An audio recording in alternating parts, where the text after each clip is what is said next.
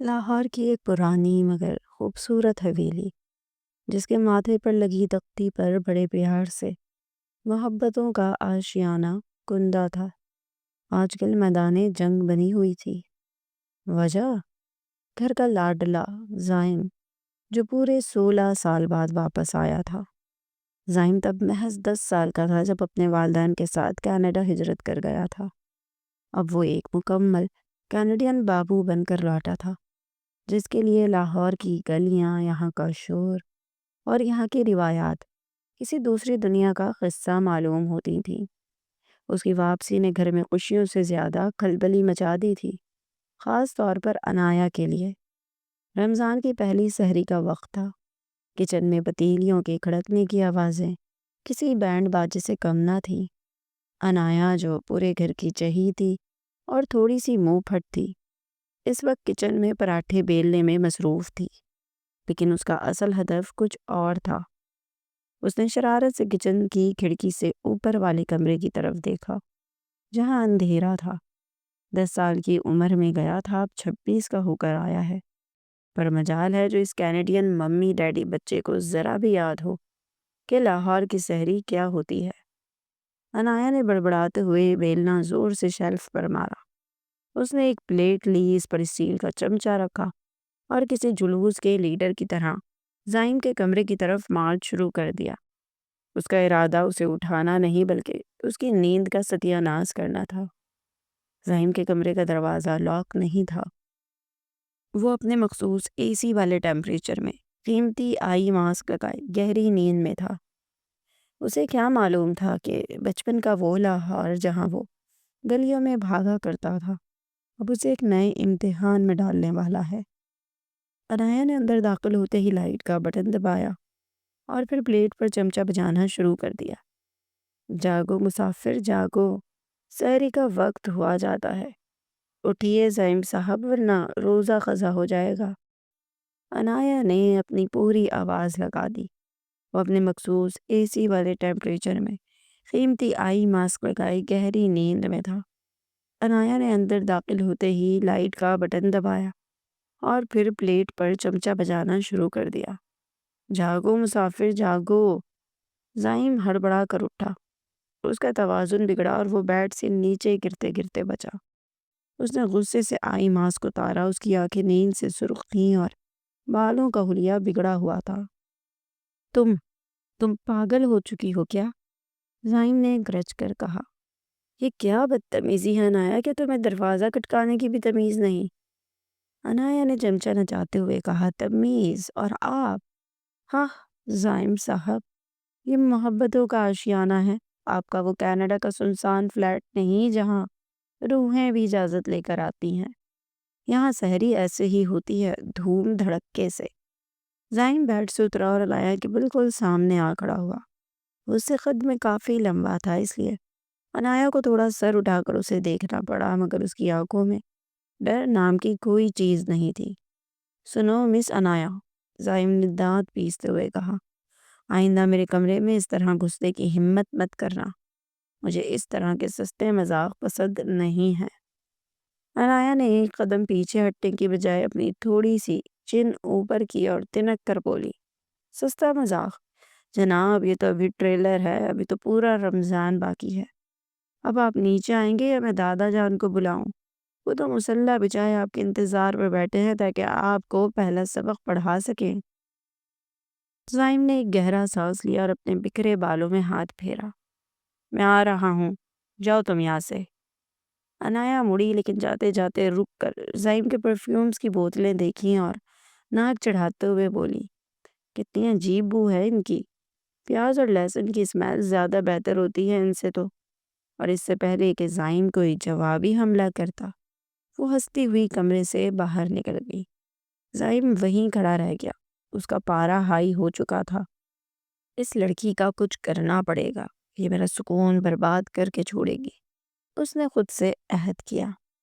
نیچے دسترخوان پر پراٹھوں، آملیٹ اور لسی کا ڈھیر لگا تھا۔ گھر کے سربراہ دادا جان اپنی تسبیح پڑھ رہے تھے، لیکن ان کی عقابی نظریں دسترخوان کے ہر کونے پر تھیں۔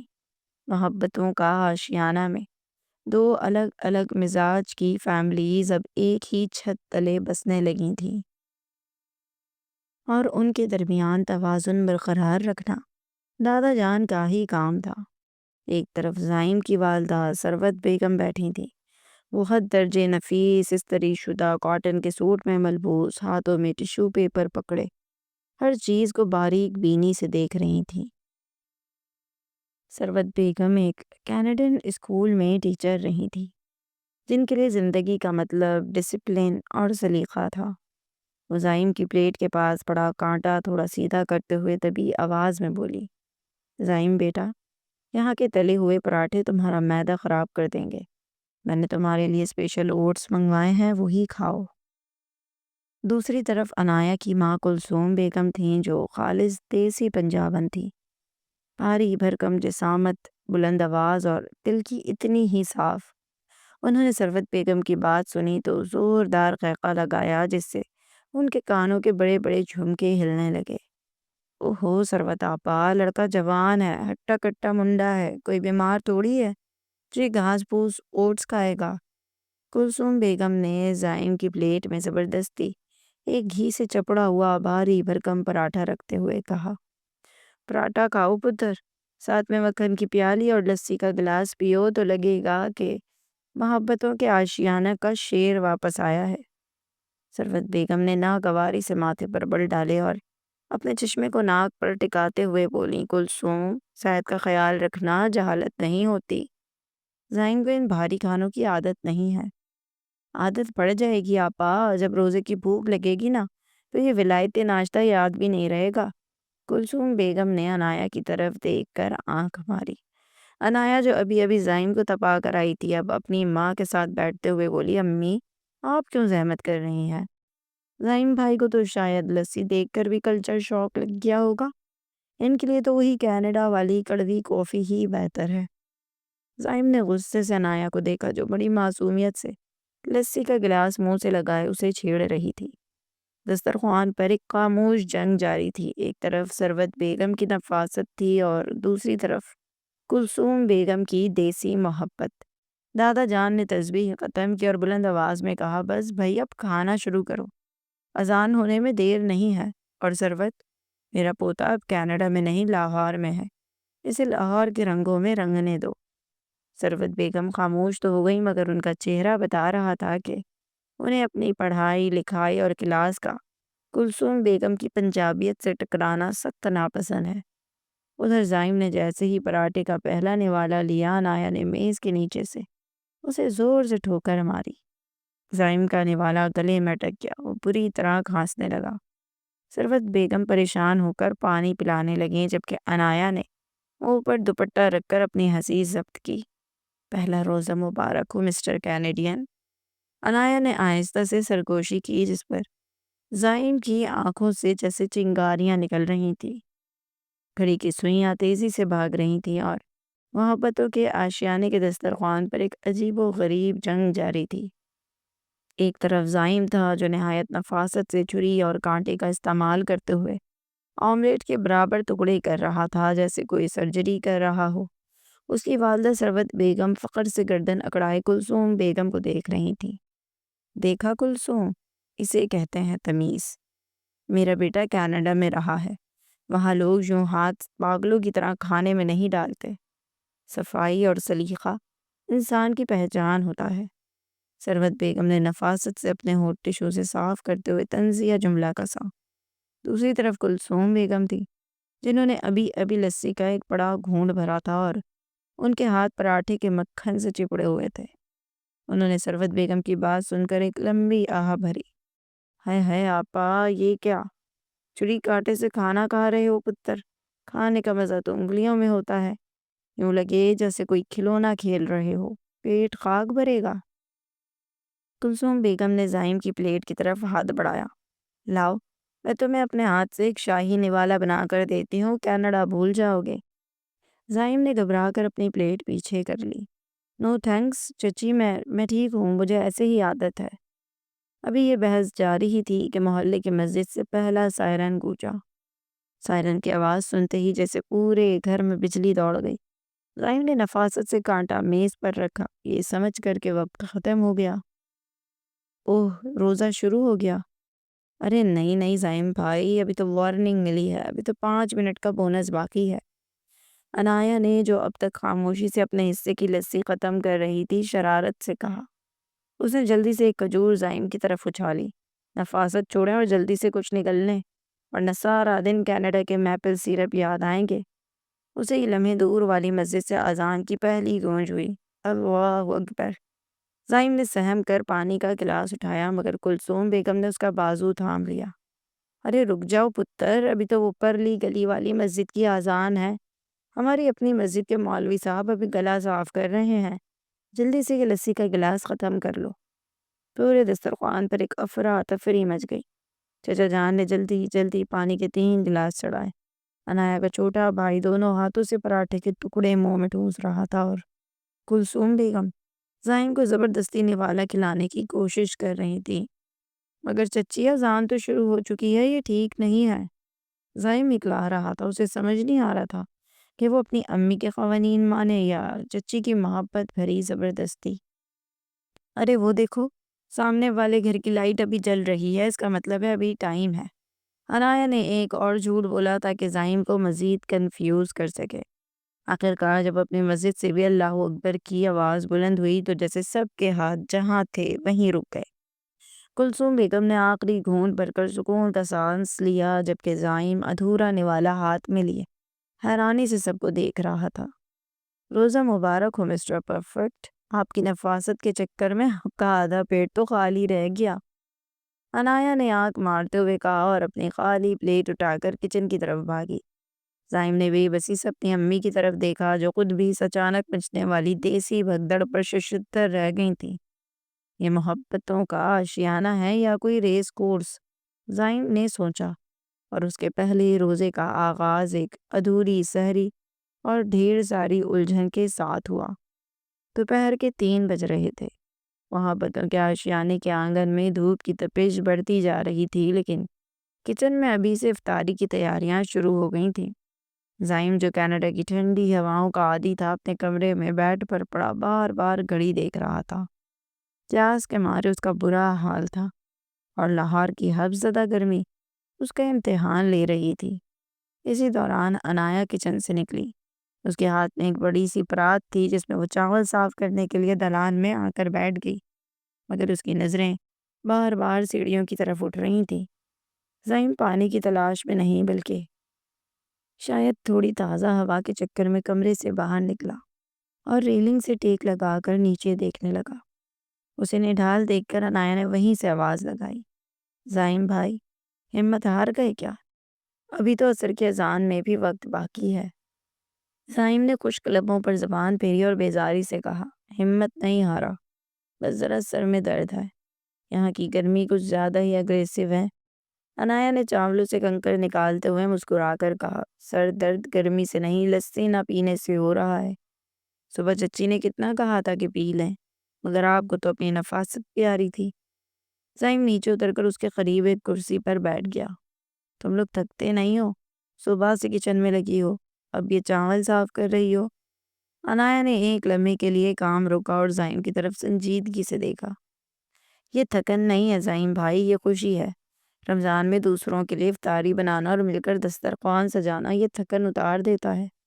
آپ کینیڈا میں اکیلے افطار کرتے ہوں گے، اسی لیے آپ کو یہ سب عجیب لگ رہا ہے۔ زائم خاموش ہو گیا۔ اسے یاد آیا کہ کینیڈا میں وہ اکثر ایک کھجور اور سینڈوچ کے ساتھ خاموش فلیٹ میں روزہ کھول لیتا تھا۔ وہاں محبتوں کا آشیانہ جیسا شعور تھا، نہ ہی کوئی انایا جیسی چھیڑنے والی۔ اسی وقت ثروت بیگم کچن سے نکلی۔ ان کے ہاتھ میں ایک ڈائری تھی جس پر وہ افطار کا مینیو لکھ رہی تھی۔ انایا، کلثوم سے کہنا کہ بیسن کے پکوڑے کم بنائے۔ زائم کے لیے میں نے ایئر فرائر میں سبزیاں بنانی ہیں، تیل صحت کے لیے اچھا نہیں ہوتا۔ کچن سے کلثوم بیگم کی آواز گونجی، ارے آپا، رمضان میں بھی ڈائٹنگ؟ روزے دار کا دل پکوڑوں میں اٹکا ہوتا ہے، اور آپ اسے ابلی ہوئی سبزیاں کھلائیں گی؟ میرا بچہ کینیڈا سے ہڈیاں گنوانے نہیں آیا۔ زائم نے دیکھا کہ کیسے دونوں مائیں ایک بار پھر اپنے اپنے نظریات پر آمنے سامنے تھی۔ اس نے انایا کی طرف دیکھا، جو دبے دبے انداز میں ہنس رہی تھی۔ دیکھ لیں زعیم بھائی، ابھی افطار میں وقت ہے لیکن مٹیالے اور ولایتی کھانے کی جنگ شروع ہو چکی ہے۔ عنایہ نے سرگوشی کی۔ زعیم کے چہرے پر پہلی بار ہلکی سی مسکراہٹ آئی۔ اسے احساس ہوا یہ گھر جتنا عجیب ہے اتنا ہی دلچسپ بھی۔ افطاری میں صرف 5 منٹ بچے تھے اور محبتوں کے آشیانے کا دسترخوان کسی میدان جنگ کا نقشہ پیش کر رہا تھا۔ کلثوم بیگم کچن سے نعرے لگاتی ہوئی باہر آ رہی تھی، گرما گرم پکوڑے آ گئے، بچو بھائی بچو، جس نے نہیں کھائے وہ پچھتائے گا۔ زعیم جو سفید چکن کاری کے کرتے میں بالکل فریش لگ رہا تھا، بڑی نفاست سے اپنی پلیٹ میں ٹشو پیپر بچھا کر بیٹھا تھا تاکہ پکوڑوں کا تیل اس کے کرتے پر نہ لگے۔ عنایہ نے یہ دیکھا تو اس کے اندر کی شرارت جاگ اٹھی۔ اس نے جان بوجھ کر شربت کا جگ اٹھایا اور زعیم کے بالکل برابر میں بیٹھ گئی۔ ارے زعیم بھائی، یہ ٹشو پیپر کا کیا کام؟ پکوڑا جب تک انگلیوں کو تر نہ کرے افطاری کا مزہ ہی نہیں آتا، عنایہ نے آنکھ مارتے ہوئے کہا۔ زعیم نے اپنا چشمہ ناک پر ٹکایا اور بڑی متانت سے بولا، عنایہ صفائی نصف ایمان ہے، اور یہ پکوڑے، اوہ مائی گاڈ، میں کتنا آئل ہے۔ ثروت بیگم نے تائید میں سر ہلایا۔ بالکل بیٹا، اسی لیے میں نے تمہارے لیے یہ ایئر فرائیڈ شملہ مرچ بنائی ہے، یہ کھاؤ، یہ کینیڈا کے معیار کے مطابق ہے۔ کلثوم بیگم نے وہیں سے لقمہ دیا۔ آپا روزے میں بیچارے کو سزا تو نہ دے، شملہ مرچ بھی کوئی کھانے کی چیز ہے؟ زائم پتر، یہ پکڑو آلو والا پکوڑا، اسے کہتے ہیں لاہوری انرجی۔ ابھی بحث جاری تھی کہ اذان کی آواز گونجی، پورے دسترخوان پر ایک دم خاموشی چھائی، مگر صرف 1 سیکنڈ کے لیے۔ اگلے ہی لمحے چمچوں کے ٹکرانے اور گلاسوں کے بھرنے کی آوازیں آنے لگیں۔ زعیم نے جیسے ہی کھجور اٹھانے کے لیے ہاتھ بڑھایا، عنایہ نے تیزی سے پلیٹ اپنی طرف کھینچ لی۔ پہلے بتائیں، سری میں آپ نے مجھے بدتمیز کیوں کہا تھا؟ عنایہ نے معصومیت سے پوچھا، لیکن اس کی آنکھوں میں شرارت ناز رہی تھی۔ زعیم کا ہاتھ ہوا میں معلق رہ گیا۔ عنایہ، روزہ کھل گیا ہے، مذاق کا وقت نہیں ہے۔ نہیں، پہلے معافی مانگے، ورنہ یہ کھجوریں اب عید پر ہی ملیں گی۔ عنایہ نے پلیٹ کے گرد گھیرا ڈال لیا۔ اوہو عنایہ، تنگ نہ کرو اسے، دادا جان نے ہنستے ہوئے کہا۔ زعیم بیٹا، تم اسے پاگل کہہ دو، بات برابر ہو جائے گی۔ گھر بھر میں قہقہ گونجا۔ زعیم نے جھنجلا کر عنایہ کی طرف دیکھا، جس نے بڑی رٹائی سے ایک کھجور خود کھائی اور پلیٹ اس کی طرف سرکا دی۔ اوکے فائن، تم پاگل نہیں ہو، تم سوپر پاگل ہو، زعیم نے دانت پیستے ہوئے کہا، پر جلدی سے شربت کا گلاس اٹھایا۔ مگر جیسے ہی لال شربت کا پہلا گھونٹ بھرا، اس کی آنکھیں حیرت سے پھیل گئیں۔ شربت کا ذائقہ کچھ عجیب تھا۔ عنایہ، اس شربت میں تم نے کیا ڈالا ہے؟ زعیم نے کھانستے ہوئے پوچھا۔ عنایہ نے بڑی معصومیت سے گردن جھکائی۔ کچھ بھی تو نہیں زعیم بھائی، بس تھوڑا سا لیمو اور وہ چٹکی بھر کالی مرچ، تاکہ آپ کا ہاضمہ کینیڈا جیسا سلو نہ رہے۔ پورے دسترخوان پر ایک بار پھر قہقہ گونجا۔ ثروت بیگم نے بیزاری سے اپنی ایئر فرائیڈ سبزیوں کی طرف دیکھا اور کلثوم بیگم سے مخاطب ہوئیں۔ کلثوم، تم اپنی بیٹی کو سمجھاتی کیوں نہیں؟ بیچارہ پہلے ہی کینیڈا کی ٹھنڈک سے آیا ہے، تم لوگوں نے تو اسے لاہور کے مسالوں سے ہی مار دینا ہے۔ کلثوم بیگم نے ایک ہاتھ سے پکوڑا توڑا اور دوسرے سے زعیم کی پلیٹ میں دہی بڑے ڈالتے ہوئے بولی، آپا فکر نہ کریں، لاہور کی مٹی اور اس گھر کے مسالے ایک بار رچ بس جائیں نا تو پھر یہ کینیڈا کی پھیکی کافی کو مڑ کر بھی نہیں دیکھے گا۔ افطاری کے بعد گھر میں ایک سکون سا چھا گیا تھا، مگر یہ سکون زعیم کے لیے عارضی تھا۔ وہ بھی لاؤنج میں صوفے پر ٹیک لگا کر بیٹھا ہی تھا کہ عنایہ چلی آئی۔ زعیم بھائی، افطاری کے بعد کا کیا پلان ہے؟ تراویح کے لیے مسجد جانا ہے یا پھر آپ کا وہ آن لائن والا سسٹم چلے گا؟ عنایہ نے شرارت سے پوچھا۔ زعیم نے آنکھیں کھولی اور اسے دیکھا۔ میں مسجد ہی جاؤں گا عنایہ، وہاں کی رونق ہی کچھ اور ہوتی ہے۔ واہ، بڑے جلدی لاہور کے رنگ میں رنگے ہیں آپ، عنایہ نے مسکراتے ہوئے کہا اور کچن کی طرف بڑھ گئی، مگر جاتے جاتے مڑی اور بولی، ویسے تراویح سے واپسی پر امی نے کھیر بنائی ہے، اگر آپ نے اس میں بھی آئل اور ہائیجین ڈھونڈی تو یاد رکھیے گا، وہ کھیر میں خود اکیلی کھا جاؤں گی۔ تراویح سے واپسی پر رات کے 11 بج رہے تھے۔ چھت پر ٹھنڈی ہوا چل رہی تھی۔ زعیم اکیلا چھت کی منڈیر پر ہاتھ رکھے دور شہر کی روشنیوں کو دیکھ رہا تھا۔ اسے کینیڈا کے وہ سنسان راستے یاد آ رہے تھے جہاں رمضان کا احساس صرف موبائل کی ایپس تک محدود تھا۔ اچانک پیچھے سے قدموں کی چاپ آئی، مڑ کر دیکھا تو عنایا ہاتھ میں 2 مٹی کے پیالے لیے کھڑی تھی۔ کھیر کا وقت ہو گیا ہے مسٹر کینیڈین۔ اس نے ایک پیالہ زائم کی طرف بڑھایا۔ زائم نے خاموشی سے پیالہ تھام لیا۔ مٹی کی سوندھی خوشبو، اوپر پستے باداموں کی سجاوٹ دیکھ کر اس کے منہ میں پانی آ گیا۔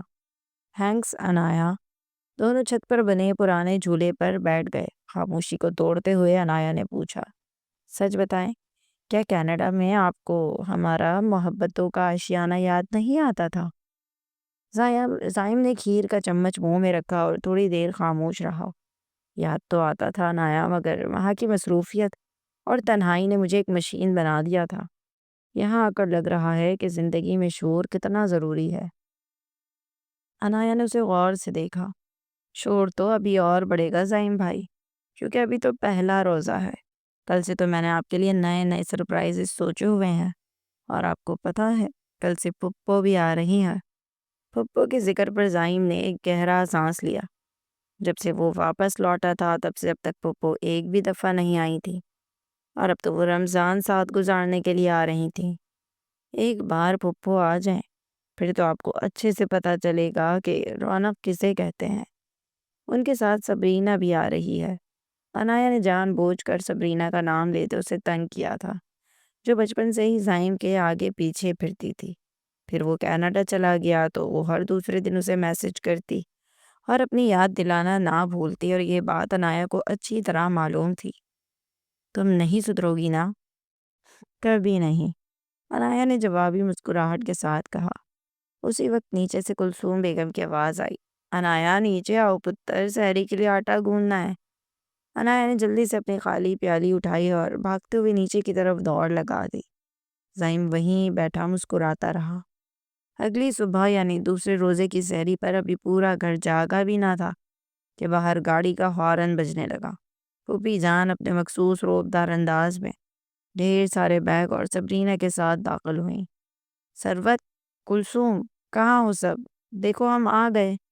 پھوپھی جان کی گونجتی آواز نے پورے گھر کو جگا دیا۔ سبرینا، جس نے اس وقت بھی شوق رنگ کا ڈیزائنر سوٹ پہنا ہوا تھا اور چہرے پر ہلکا سا میک اپ تھا، سیدھی اوپر والے پورشن کی طرف بھاگی جہاں زائم ابھی بھی نیند سے بوجھل آنکھیں لیے کمرے سے نکلا تھا۔ زائم، او مائی گاڈ، کتنا بدل گئے ہو تم، سبرینا نے چہکتے ہوئے کہا اور زائم کے قریب ہونے کی کوشش کی۔ زائم نے ایک قدم پیچھے ہٹتے مصنوعی مسکراہٹ دی۔ ہیلو سبرینا، کیسی ہو؟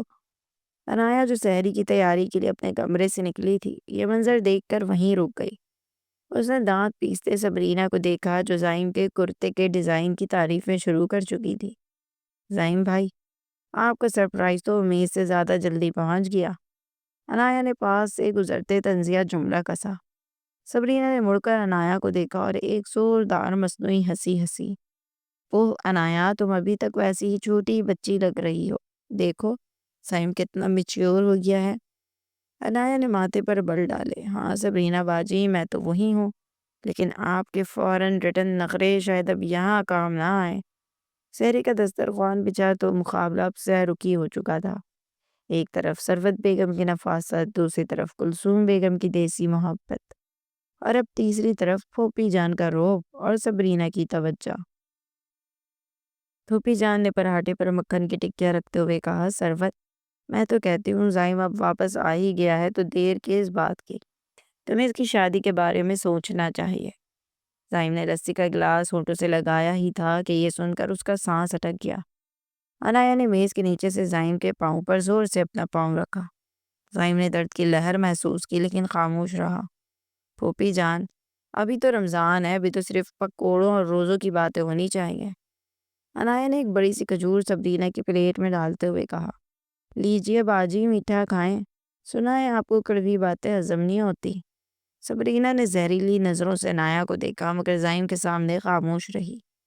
زائم، میں نے تمہارے لیے کینیڈا کے کچھ نئے ڈرامے ڈاؤن لوڈ کیے ہیں، افطاری کے بعد ساتھ دیکھیں گے۔ سبرینا کی بات پر زائم نے بے بسی سے عنایا کی طرف دیکھا جو اب فاتحانہ انداز میں مسکرا رہی تھی۔ اسے اندازہ ہو گیا تھا کہ عنایا اسے اس مصیبت سے بچانے کی بجائے اس کے مزے لینے والی ہے۔ دوپہر کے وقت جب سبرینا اپنے کمرے میں بیوٹی سلیپ لے رہی تھی عنایا زائم کے پاس پہنچی جو لائبریری میں چھپ کر بیٹھا تھا۔ زائم بھائی، سبرینا باجی تو آپ کے لیے کینیڈین بننے کی پوری کوشش کر رہی ہیں، آپ کا کیا خیال ہے؟ عنایا نے کتابوں کے پیچھے سے جھانک کر پوچھا۔ زائم نے کتاب بند کی اور جھنجھلا کر بولا، عنایا پلیز، مجھے پہلے ہی روزہ لگ رہا ہے اور تم یہ سب۔ ارے میں تو آپ کی مدد کرنا چاہ رہی ہوں۔ عنایا نے قریب آ کر سرگوشی کی۔ اگر آپ چاہتے ہیں کہ وہ آپ سے دور رہے تو آپ کو تھوڑا لاہوری پینڈو بننا پڑے گا، کچھ ایسا کریں جو ان کے نخروں کو پسند نہ آئے۔ زائم نے ایک لمحہ سوچا، مثلاً؟ عنایا نے شرارت سے اپنی آنکھیں مٹکائیں اور زائم کے قریب ہو کر سرگوشی کی۔ مثلاً یہ کہ آج افطاری پر جب آپ تیار ہو کر نیچے آئیں گے تو وہ اپنے ولایتی ڈیزائنر سوٹ الماری میں ہی رہنے دیجیے گا۔ آج آپ میرا دیا ہوا وہ پیلے رنگ کا کرتا پہنیں گے، آنکھوں میں ڈھیر سارا سرما ڈالیں گے اور کلائیوں میں کالی ڈوریاں، خالص دیسی پنجابی سٹائل۔ زائم نے حیرت سے اپنی آنکھیں پھیلائیں۔ کیا؟ پیلا کرتا، سرما؟ عنایا، میں کینیڈا سے آیا ہوں، کسی پنجابی فلم کا ہیرو بننے نہیں جا رہا۔ اور یہ کالی ڈوریاں، لوگ کیا کہیں گے؟ لوگوں کا تو پتہ نہیں، لیکن سبرینا باجی کا دل ضرور بیٹھ جائے گا۔ عنایا نے ہنستے ہوئے کہا، انہیں تو ایلٹ کلاس والا زائم پسند ہے نا۔ جب وہ آپ کو اس روپ میں دیکھیں گی تو انہیں لگے گا کہ آپ کا دماغی توازن لاہور کی گرمی سے ہل گیا ہے۔ مان جائیے، اگر ان سے جان چھڑانی ہے تو یہ گیٹ اپ کرنا ہی پڑے گا۔ زائم نے ایک گہرا سانس لیا، اسے سبرینا کی ان فضول باتوں سے بچنے کے لیے یہ سودا مہنگا تو لگ رہا تھا، مگر عنایا کی آنکھوں کی شرارت اسے انکار کرنے نہیں دے رہی تھی۔ افطار سے 15 منٹ پہلے جب پورا خاندان لاؤنج میں جمع تھا، سبرینا بار بار سیڑھیوں کی طرف دیکھ رہی تھی۔